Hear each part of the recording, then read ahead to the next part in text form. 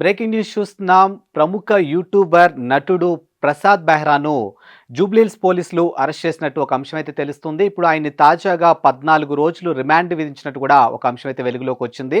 మరి తనతో పాటు నటించినటువంటి ఒక యువతికి సంబంధించినటువంటి ప్రైవేట్ పార్ట్స్‌ని టచ్ చేశారనే అంశంలో, అలాగే తనని మణికొండకు చెందినటువంటి యువతిని గత కొద్ది కాలంగా లైంగికంగా వేధిస్తున్నారు అనే అంశం మీద ఆ యువతి కంప్లెయింట్ చేయడం జరిగింది.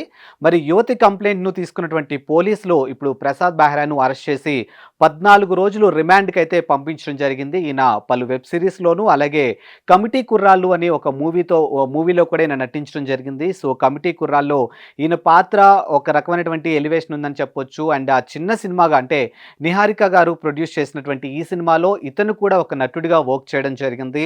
సో మరి చిన్న సినిమాగా రిలీజ్ అయ్యి ఎంత పెద్ద సక్సెస్ అయిందో మనందరికీ తెలుసు. అండ్ ప్రసాద్ బెహ్రాకి మొదటి నుంచి కూడా యూట్యూబ్ పరంగా చూసుకున్నా కానీ, వెబ్ సిరీస్ పరంగా చూసుకున్నా కానీ తనకంటూ ఒక మంచి గుర్తింపునైతే తెచ్చుకున్నారు. తన నటనతో, తన యాస ఏదైతే తన స్లాంగ్ ఉంటుందో ఆ స్లాంగ్‌తో ఎంతోమంది ప్రేక్షకుల్ని అలరించినటువంటి తీరు కూడా మనం చూసాము. ఇప్పుడు అలాంటి ఒక ప్రసాద్ బెహ్రాపై యువతి చేసినటువంటి కంప్లెయింట్‌లో భాగంగా జూబ్లీహిల్స్ పోలీసులు అయితే అరెస్ట్ చేయడం జరిగింది.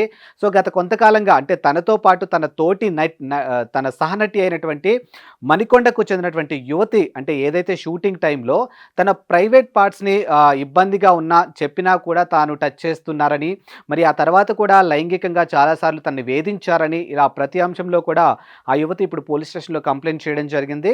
మరి యూట్యూబ్‌కి చెందినటువంటి, అంటే వెబ్ సిరీస్‌లో గతంలో కూడా చూసుకుంటే కొంతమంది నటుల మీద గతంలో కూడా కొంతమంది నటుల మీద ఈ రకమైనటువంటి ఎలిగేషన్స్‌తో జైలుకెళ్ళినటువంటి తీరు కూడా మనం చూసాము. 'పుష్ప 1'లో తనకంటూ ఒక మంచి గుర్తింపు తెచ్చుకున్నటువంటి కేశవ కూడా లైంగికంగా సంబంధించినటువంటి అంశంలో ఆయన కూడా జైలుకెళ్ళినటువంటి తీరు మనం చూసాము. ఎట్ ద సేమ్ టైం మరొక యూట్యూబర్ అని చెప్పొచ్చు, లేకపోతే మరొక వెబ్ సిరీస్‌లో నటించినటువంటి నటుడు, పక్కింటి కుర్రాడు సంథింగ్, ఆ నటుడు కూడా లైంగికంగా కొన్ని అంశాల్లో తను కూడా ఆరోపణలు ఎదుర్కొని తను కూడా పోలీస్ స్టేషన్ ఆర్ జైలుకెళ్ళొచ్చినటువంటి తీరు మనం చూసాము. ఇప్పుడు తాజాగా గతంలో మనం చూసాము, భరత్ ఏదైతే మన ఫన్ బకెట్‌కి సంబంధించినటువంటి యూట్యూబర్ ఉన్నారో తను కూడా ఇలా లైంగిక ఆరోపణలు ఎదుర్కొని తాను కూడా పోలీస్ స్టేషన్‌కెళ్ళొచ్చినటువంటి, జైలుకెళ్ళొచ్చినటువంటి తీరు మనం చూసాం.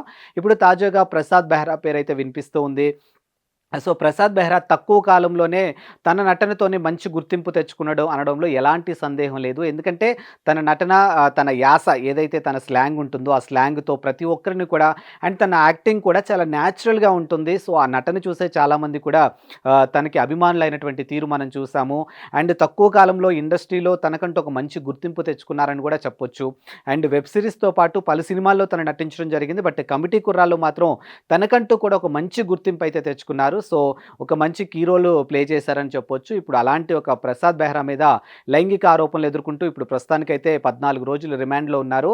మరి తర్వాత ఇది నేర నిర్ధారణ, లేకపోతే ఇది జస్ట్ ఆరోపణ, లేకపోతే కక్షపూరితంగా చేశారా, ఇలాంటి ఎన్నో అంశాలు తెలియాల్సి ఉంది. సో మరి ఈ అంశంలో ప్రసాద్ బెహ్రా ఏ విధంగా ఈ అంశం నుంచి బయటపడతాడు, అండ్ ఈ ఇంపాక్ట్ తన కెరియర్ మీద ఏ విధంగా ఉంటుంది తెలియాలి అంటే మనం కూడా కొద్ది రోజులు వెయిట్ చేయాల్సిందే.